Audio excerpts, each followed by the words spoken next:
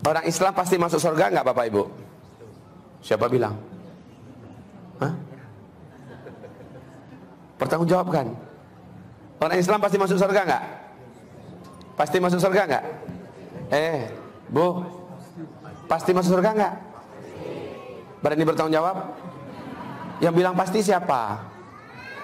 Allah cuma buka dalam surah Al-Mu'minun, qad aflahal mu'minun, ya kan? Sungguh telah beruntunglah orang-orang yang beriman. Ayat 10 ayat 11-nya, ulaika humul warithun alladzina yarithunal firdaus hum fiha khalidun.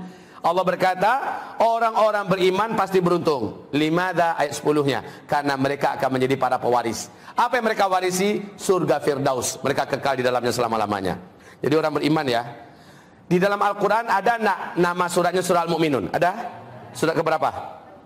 23. Ada enggak nama surat Al-Kafirun? Ada. Ada enggak nama surat Al-Munafiqun? Ada enggak nama surat Al-Muslimun? Loh, kok enggak ada? Ada aja lah. Nggak ada kan? Maka saya bertanya sekarang, orang Islam pasti masuk surga atau tidak? Bahaya loh ini. Kalau dikatakan tidak, saya tuntut. Kalau dikatakan iya, saya minta pertanggungjawabannya. Dalilnya mana? Loh, begitu ya. Sekarang begini. Ayo, yang sering dengarkan kajian saya, siapa tahu mendengarkan. Ada berapa tingkatan umat Nabi Muhammad nih? Yang umatnya orang Islam, ada berapa tingkatan? 3, oke bagus. Berapa tingkatan yang pertama? Tingkatan paling bawah? Tingkatan Muslim, benar. Tingkatan yang pertengahan di atas? Mukmin. Nah, ini menandakan memang ikut kajian. Terus? Tingkatan tertinggi adalah muhsin. Oke. Ini dalilnya dari Sahih Imam Muslim dari Umar bin Khattab. Kemudian di dalam surat Fatir, surat 35 ayat 32, Allah menyebutkan istilah muslim ini dengan zalimun li nafsih. Zalimun li nafsih, orang yang zalim pada dirinya sendiri. Kemudian orang mukmin Allah istilahkan di Al-Qur'an dengan sebutan muqtasid, orang yang pertengahan. Aman dah nih. Walaupun gak hebat-hebat amat, tapi udah jamin aman. Aman dari su'ul khotimah, aman dari azab kubur, aman di padang mahsyar, dan pasti aman dari neraka. Pasti masuk surga. Kalau kira-kira jadi di level ini udah aman gak nih? Udah mau? Mau. Tapi mereka tetap dihisab di hari kiamat. Hisabnya hisab yang ringan, yang pastinya selamat. Ya. Nah, muhsin Allah sebutkan di Al-Qur'an di surat Fatir ayat berapa?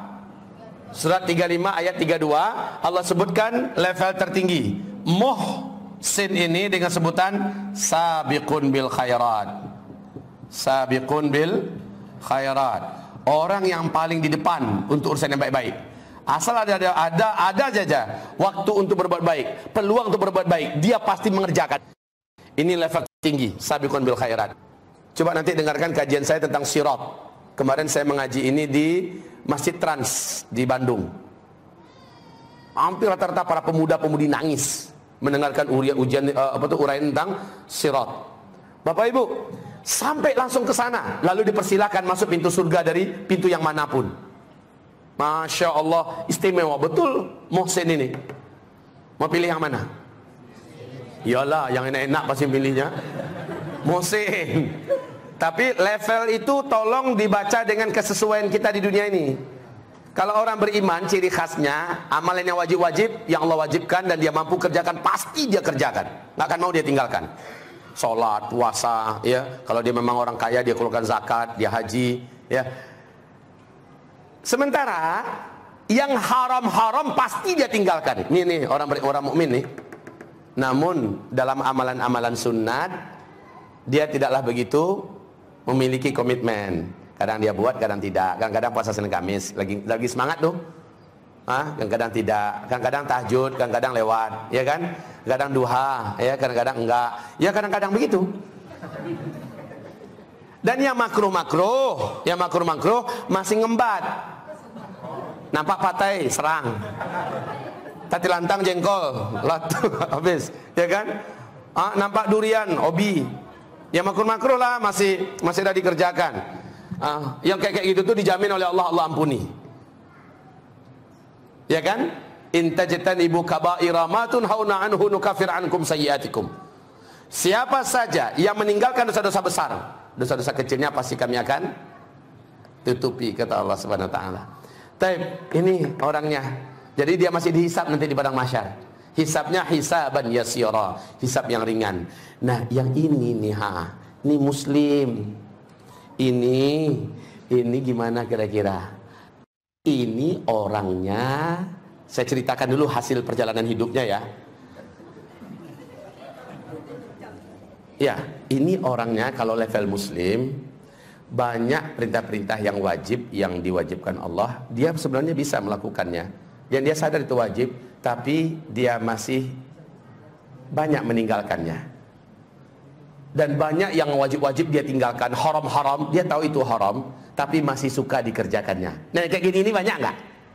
Banyak nggak? Banyak. Umat Nabi yang kayak gini ini banyak. Dia tahu itu haram, tapi gimana lah, udah kecanduan. Apakah kecanduan narkoba, apakah kecanduan zina, apakah kecanduan dengan riba dan sebagainya. Ya. Jadi zalim li nafsi, orang ini zalim pada dirinya. Akhir hayatnya rata-rata ini su'ul khatimah. Di umat Nabi sulit mengucapkan la ilaha illallah. Su'ul khatimah. Di dalam kuburnya gimana? Disiksa. Nabi menyebutkan jenis siksaan untuk umatnya. Yang pemakan riba apa siksaannya, yang suka berzina apa siksaannya, yang melawan orang tua apa siksaannya. Satu persatu disebutkan Nabi. Berarti ini umatnya yang muslim, yang zalimun li nafsihi. Nah, di padang mahsyar gimana? Dia mengalami hisaban asira, hisab yang sangat berat. Banyak betul hisab yang harus dipertanggungjawabkannya di hadapan Allah. Kamu dapatkan caranya gimana? Lalu kamu pergikan untuk apa? Kamu pakai korup ya? Kamu disogok tapi kamu terima ya? Dan kamu bla bla bla bla bla bla bla, ditanya nanti tentang hartanya. Lalu tentang ilmunya, kamu kan tahu. Lalu kenapa kamu nggak ngamalkan? Kamu kan tahu. Lalu kenapa kamu masih? Ketika dosanya di dalam neraka sudah dicuci dan sudah habis terbakar dengan azab yang diterimanya, barulah dia dikeluarkan dari neraka dan baru dia dimandikan dari telaga Rasulullah, kemudian dia diberhakkan masuk ke dalam surga. Mau? Lo kan masuk surga juga kan? Nggak mau? Yang realistis saja daripada kekal di neraka. Ya mana ada? Justru yang nggak semangat di atas itu nggak normal. Nah, masalahnya sekarang, tolong baca dong kemampuan diri dan realitas yang kita buat sekarang. Nah, sekarang oke, kita baca hadis Nabi berikut ini. Dalam hadis Sahih Muslim, kullu ummati yadkhulunal jannah. Tolong artikan, Zulkifli. Setiap umatku pasti akan masuk surga, illa man aba. Kecuali yang nggak mau. Iya, ada apa orang yang nggak mau masuk surga? Mana ada? Coba aja masuk ke penjara. Tanyakan sama orang penjara itu semuanya, orang Islam lah pokoknya. Tanyakan sama mereka semua, siapa sih orangnya? Nabi menjawab, man ata'ani dakhala jannah. Siapa yang mengikuti ajaranku dan mematuhi nasihatku, itulah umat yang pasti masuk ke dalam surga.